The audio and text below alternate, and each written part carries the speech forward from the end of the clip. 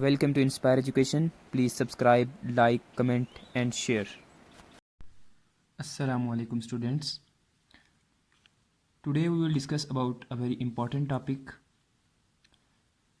Our topic is work done in gravitational field. Because we are discussing our chapter number 4 named as work and energy.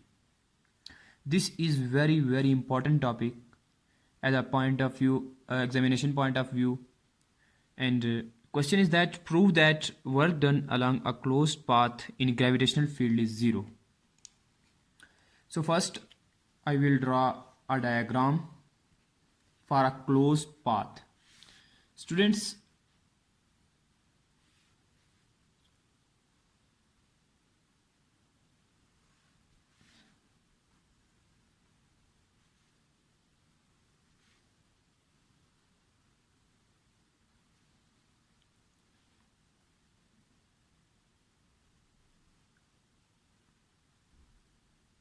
I have a path named as AC.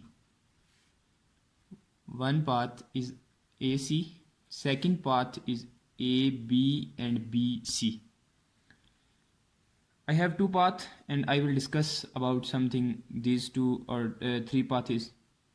Students, first we will discussing about first path is this AC.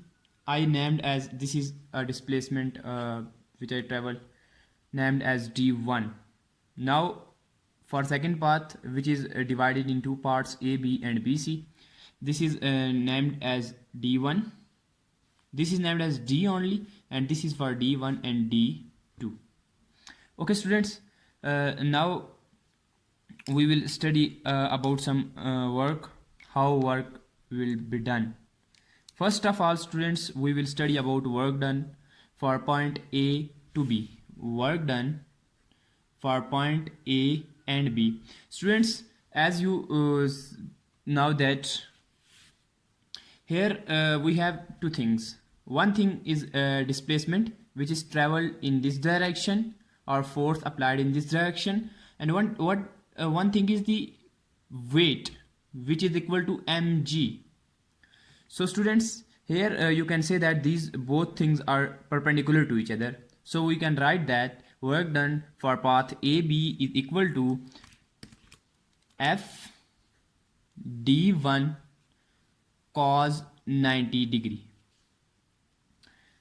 So students, D1 is our displacement, F is the force applied on force in the direction of displacement, and mg is the mass of particle. So students, from this equation we can say that F D1 cos 90 is equal to 0. So work done along path AB will be equal to 0. Now student, we will discuss about something for path BC. Work done for path BC. Students, here weight is along downward direction, and displacement is covered about upward direction. So we can write as F D2 cos, this angle is 180 degree. So as we know that work done for BC will be equal to F D2 cos 180 degree, as we know that this is equal to -1. So here we also put as force